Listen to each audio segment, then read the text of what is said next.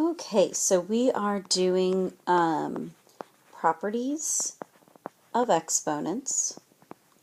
This is a precursor to Chapter 7. It's a very important lesson here. So our objective that we have with properties of exponents is to simplify exponential expressions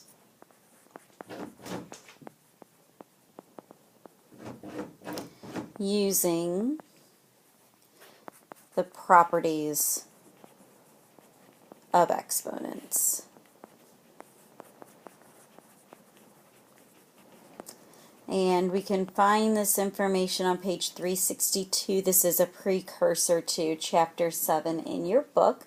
So the first thing that we're going to do, we're going to actually go over the rules, and then we'll look at some examples to simplify. So the rules you learned in Algebra 1, but we are reviewing because it is just that important. So we have the rules, so the properties of exponents. So the first one that I have is when you have something raised to the 0 power. Something raised to the 0 power is always going to be 1. So an example is if I have 3 to the 0 power, that's going to equal 1. If I had b to the 0 power, that's going to equal 1.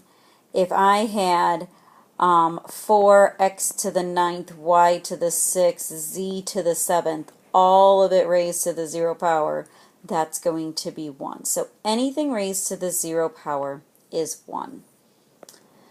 The next rule that I have is the multiplication rule.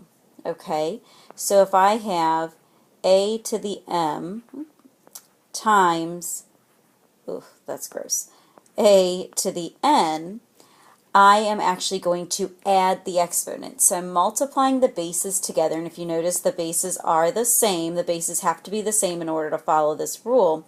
So what I'm going to do is I'm going to keep the base and add the exponents. Okay, so for example, if I have x to the 5th times x to the 7th, I'm going to keep the base and add the exponent. So I'm going to keep the base of x, and I'm going to add 5 plus 7, which is 12.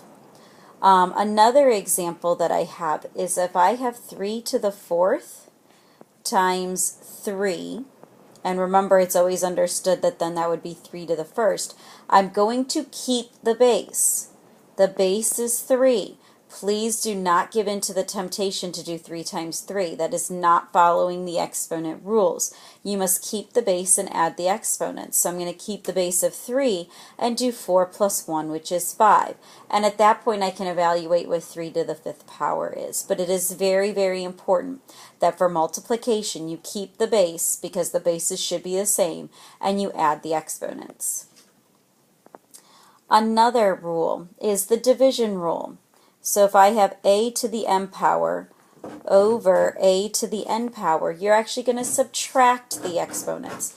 I do apologize. You can probably hear Sparta banging on the door. I'm in the guest room, and Sparta wants to get in, but he's not allowed in this room.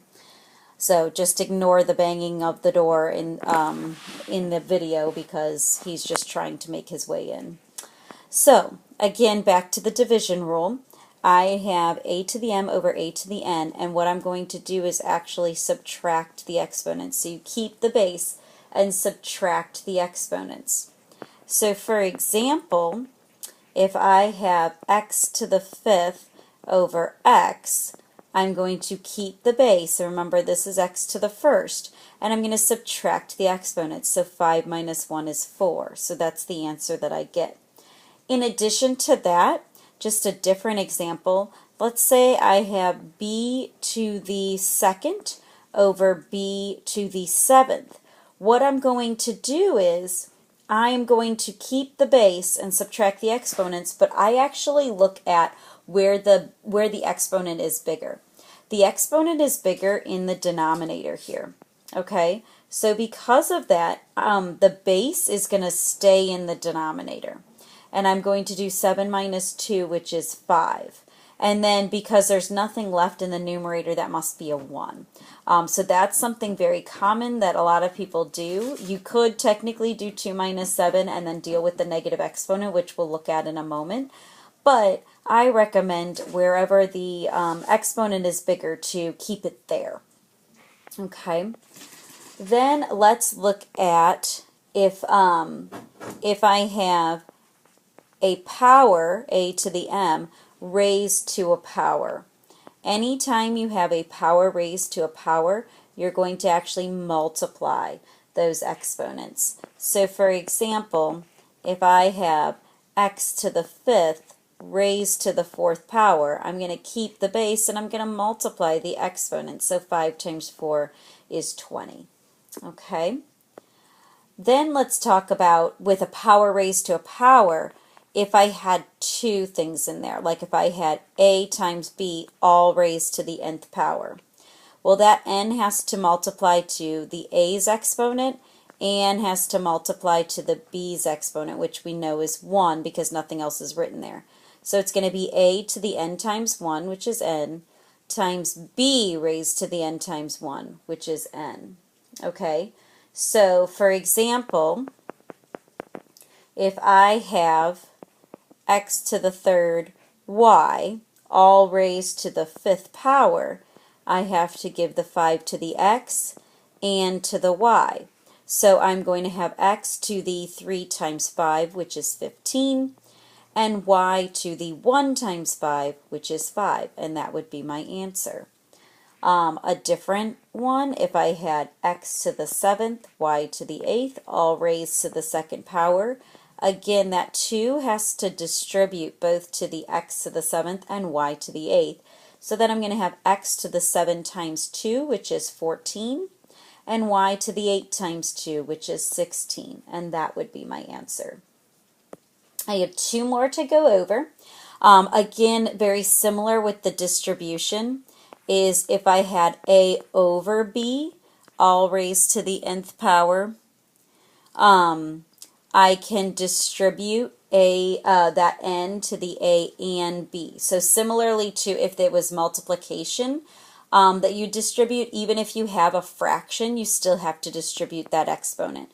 So I'm going to have a to the n all over b to the n. Okay, so whatever exponent's here, which a has a 1 and b has a 1, I'm just going to do n times 1 and then n times 1 again. So let's look at an example. If I have x to the 2nd power over y to the 3rd power, and that's all raised to the 4th power, just like over here, oops, went too far, just like over here when you had to distribute to both, we are going to distribute to both here. So just to the numerator and the denominator. So I'm going to have x to the 2 times 4, which is 8, and y to the 3 times 4, which is 12, and that would end up being my answer there. And then I have one more rule that we need to look at, and that's when you have a negative exponent. Okay? So with a negative exponent, in order to make that exponent positive, you have to move it. What that means is technically that a to the negative n is over 1. So we're thinking numerator and denominator. So in order to make that n positive, I have to move it to the denominator. So now I have 1 times a to the n. So now, because there's nothing left in the numerator, we don't put a 0. We put a 1. Okay, so because if I had a 0, the whole thing would be 0, and then that just changes the value of everything. So that's the big thing. Anytime you have a negative exponent, you need to relocate it. So if you have a negative exponent in the numerator, you move just that to the denominator. If you have a negative exponent in the denominator, you have to move just that to the numerator. So let's look at an example. So I have x to the negative 3rd power. So that's technically over 1. I have to move this. So now I have 1x to the negative 3rd, and truly, you don't even have to write that 1. That 1 does not have to be there. And then, oops, why did I write a negative 3rd power? I apologize. Let's go back. Rewind. Okay. So I need to move that negative 3 down to be positive. So now I have 1x to the third power, not to the negative. I made it positive by moving it. And truly, again, we don't really need to write that 1. It's understood that the 1's there. And then I need the 1 in the numerator. Another example, let's say I have x to the negative third times y to the fifth. So that's technically all over 1. And what I mean by you move just what's negative, only the x to the negative third is negative. So I only am going to move that to the denominator. So my numerator, I still have a y to the fifth, and then this denominator, I have an x to the third. And so therefore, at that time, it is fully simplified. So we're going to look at the next part to be able to actually look at simplifying these problems.